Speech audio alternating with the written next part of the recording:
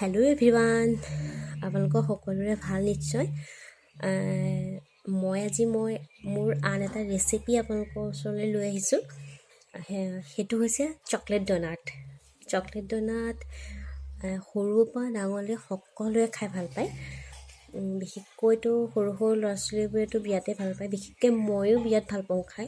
আৰু মোৰ সৰু ল'ৰা এটা আছে, তাৰ বাবে মই ঘৰতে চকলেট ডোনাটটো ঘৰতে বনাওঁ। আৰু এইটো ডোনাট আপোনালোকে অতি সহজতে বনাব পাৰিব। আৰু লগতে ইয়াত মই কোনো ইষ্ট নিদিওঁ। বিনা ইষ্টে আপোনালোকে ঘৰতে চকলেট ডোনাট ধুনীয়াকৈ বনাব পাৰিব। আৰু সৰু ল'ৰা ছোৱালীক দিবও পাৰিব খাবলৈ। গতিকে আৰু এইখিনিতে এটা কথা, আপোনালোকে যদি মোৰ ৰেচিপিবোৰ চাই ভাল লাগিছে তেনেহ'লে মোৰ চেনেলটো ছাবস্ক্ৰাইব কৰিব আৰু লগতে থকা বেল আইকনটো প্ৰেছ কৰিব। তেতিয়া আপোনালোকে নতুন নতুন ভিডিঅ'বোৰ মোৰ পাই থাকিব। ঠিক আছে, এতিয়া আমি ৰেচিপিটোলৈ আহিছোঁ। ইয়াৰ কাৰণে আমাক কি কি বস্তু প্ৰয়োজন হ'ব সেইখিনি মই আপোনালোকক এবাৰ দেখাই লৈছোঁ। এইখিনি হৈছে ময়দা মই 1 বাতি লৈছোঁ। এনেকুৱা বাতি এটাত 1 বাতি। এইখিনি হৈছে গুড়ি কৰি লোৱা চেনি, পাউডাৰ চেনি। এইখিনি মই নিজৰ ঘৰতে প্ৰস্তুত কৰি লৈছোঁ। মিক্সিত দি ভালকৈ গুড়ি কৰি চেকনিয়ে চেকি লৈ পেলাই ভালকৈ চালি লৈ ভালকৈ তাৰ গুড়িখিনি দিছোঁ। আৰু এইখিনি হৈছে অলপ ৰিফাইন তেল। আৰু এইটো হৈছে আপোনাৰ বেকিং পাউডাৰ 1 চামুচ আৰু বেকিং চ'ডা 1/2 টি চামুচ। বেকিং পাউডাৰ যদি আপোনালোকে 1 চামুচ লয় তেনে বেকিং চ'ডা আপোনালোকে 1/2 ল'ব। ইয়াৰ 1 চামুচ ল'লে ইয়াৰ আধা চামুচ ল'ব। আৰু এইখিনি হৈছে ঘৰতে তৈয়াৰ কৰা মোৰ দৈ। আজি আমি দৈ দিয়ে বনাম চকলেট ডোনাটটো। এতিয়া আমি গোটেইখিনি বস্তু ইয়াত দি লওঁ প্লেটখনত। ঠিক আছে, এইখিনি মই এবাতি হৈছে। এইখিনি বাতিয়ে আপুনি কমেও চকলেট ডোনাট 6টা-7টামান বনাব পাৰিব এইটো হিচাপত। এতিয়া মই বেকিং চ'ডাটো দি দিছোঁ 1/2 টি চামুচ আৰু বেকিং পাউডাৰ 1 টিস্পুন। আৰু ইয়াৰ লগতে জোখৰ মতে মই পাউডাৰ চেনি এড কৰিছোঁ। মিঠাটো আপোনালোকে কিমান খায় সেইটো নিজৰ ওপৰত কথা। অলপমান দিব, কাৰণ চকলেট ডোনাট সাধাৰণতে মিঠায়ে থাকে অলপমান। ঠিক আছে, মই 4 চামুচ দিলোঁ। আৰু এইখিনি অলপ ভালকৈ সানি ল'ব। সেইখিনি সানি লৈ এতিয়া ইয়াতে মই অলপ ৰিফাইন তেল দিম। 3 চামুচ দিম। যিহেতু মোৰ চামুচখন অলপ সৰু গতিকে মই 3 চামুচ দিম। ঠিক আছে, এতিয়া এইখিনি ভালকৈ আমি হাতেৰে অলপমান সানি লওঁ। এইখিনিতে মই ভালকৈ গোটেইখিনি সানি ল'লোঁ। এতিয়া আমি ইয়াতে অলপ দৈ দি ল'ম।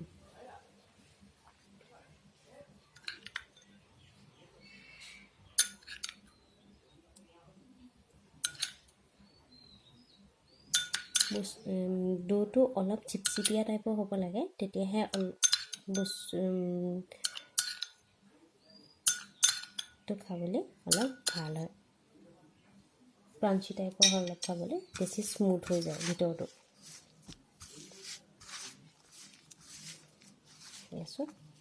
অলপ চিপচিপীয়া টাইপৰ হ'ব লাগে।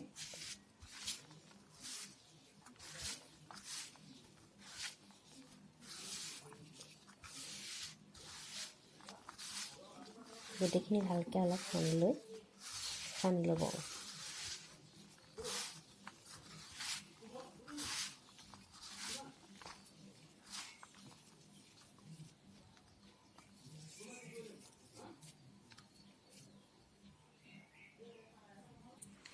এইটো এতিয়া মোৰ সানি হৈ গ'ল।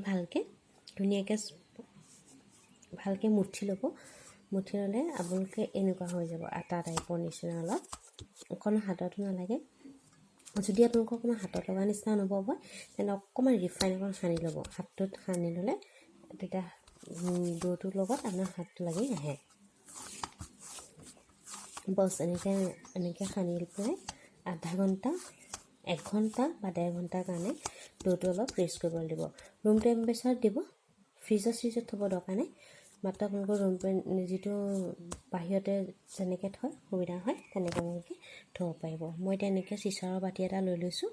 এইটো চিচাৰ বাতিটোতে মই এতিয়া এইটো থৈ এনেকৈ অলপ থৈ প্লেট এখন দি ঢাকি থৈ দিম।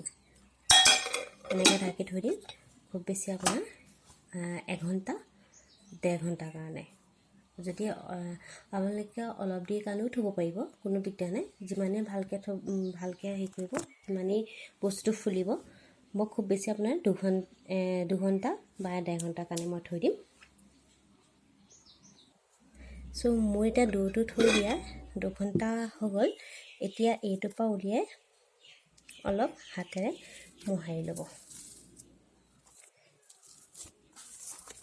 অলপ হাতেৰে মোহাৰি ল'ব। যদি দৰকাৰ হয় অকণমান ময়দা অকণমান দি ল'ব। চাব যাতে বেছিকৈও নিদিব, অলপ অলপ দি হাতেৰে লাহে লাহে অকণমান মোহাৰি ল'ব। মোহাৰি লৈ যোৱাৰ পিছত এতিয়া আমি অলপ মোটাকৈ ৰুটি বেলাৰ নিচিনাকৈ অলপমান বেলি ল'ম। কিন্তু চাব যাতে বস্তুটো বেছি পাতল হৈ নাযায়, ৰুটিৰ নিচিনা পাতল হৈ নাযায়, অলপ ডাঠকৈ থ'ব লাগিব। এইটো এতিয়া মই বেলনাখনৰ সহায়ত অকণমান বেলি ল'ম। এইটো এতিয়া বেলনাখনৰ সহায়ত মই অলপ বেলি ল'লোঁ। চাব যাতে ইয়াৰ পজিশ্যনটো বেছি পাতল নহয়, অলপ ডাঠকৈ থ'ব। দেখিছে মই অলপমান ডাঠকৈ থৈছোঁ। আৰু এইটো এতিয়া মই গিলাচ এটাৰ সহায়ত অলপমান এনেকৈ কাটি লওঁ। এয়া মই গোটেইকেইটা একেলগে কাটি ল'লোঁ। মোৰ টোটেল 4টা হৈছে।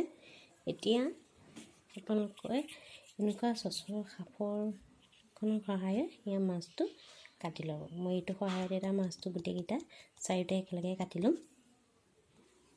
এইকেইটা গোটেইকেইটা মোৰ টোটেল 5টা হৈ গ'ল। 5টা এনেকৈ কাটি ল'লোঁ। এতিয়া কৰি পেলাই মিডিয়াম টু হাই ফ্লেমত এতিয়া আমি গোটেইকেইটা অলপ ফ্ৰাই কৰিম। যেতিয়ালৈকে গল্ডেন কালাৰ নহয় তেতিয়ালৈকে আমি এইকেইটা গোটেইকেইটা ফ্ৰাই কৰিম। তেনে ব'লক এতিয়া আমি তেলত গৰম কৰোঁগৈ। তো তেল এতিয়া গৰম হৈ গ'ল। এতিয়া আমি এইকেইটা লাহে লাহে অলপ অলপকৈ ফ্ৰাই কৰিম।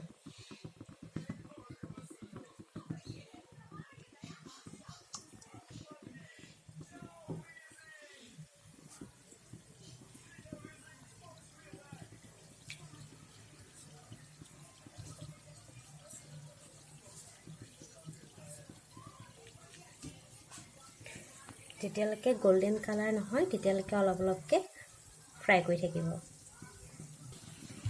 তাৰপিছত কি ধুনীয়াকৈ অলপ অলপকৈ গোটেইকেইটা ফুলি আহিছে ধুনীয়াকৈ। এতিয়া আৰু অকণমান দেৰি আমি ফ্ৰাই কৰি পেলাই থৈ দিম। অলপ অলপকৈ গল্ডেন কালাৰ হৈয়ে গৈছে আমাৰ। আৰু অকণমান 5 মিনিটমান ফ্ৰাই কৰিলে ধুনীয়াকৈ হৈ গৈছে। কিমান ধুনীয়াকৈ ফুলি উঠিছে।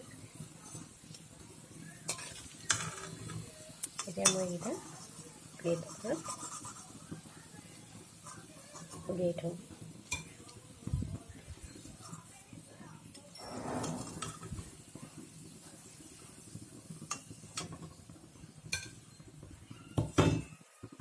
বাকীকেইটাও এনেকেই গোটেইকেইটা ভাজি ল'ম। চ' মোৰ গোটেইকেইটা বনাই হৈ গ'ল।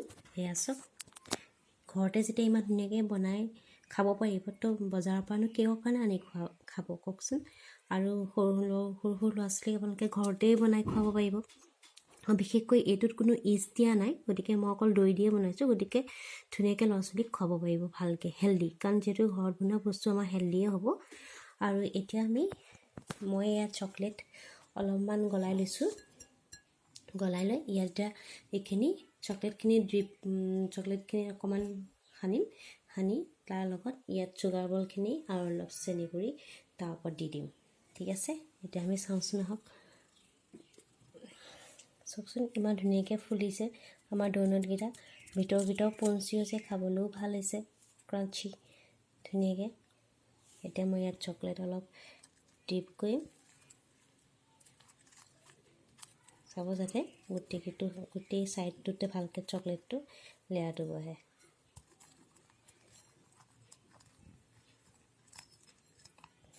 এইখিনি এনেকৈ এতিয়া গোটেইকেইটা মই চকলেটে গোটেইকেইটা সানি ল'ম ভালকৈ। এয়া মোৰ হৈ গ'ল চকলেট ডোনাট। এতিয়া আপোনালোকে ঘৰতে সকলোৱে ধুনীয়াকৈ বনাব পাৰিব। মই দেখুওৱা ধৰণে আপোনালোকে বনাব আৰু ধুনীয়াকৈ খাবও পাৰিব। দেখিছেনে, দেখিবলৈ একদম পূৰা বজাৰৰ নিচিনা হৈ গৈছে। গতিকে আপোনালোকে বনাব আৰু মোৰ ৰেচিপিবিলাক আপোনালোকৰ কেনেকুৱা লাগে মোক কমেণ্ট বক্সত জনাবলৈ নাপাহৰিব হা।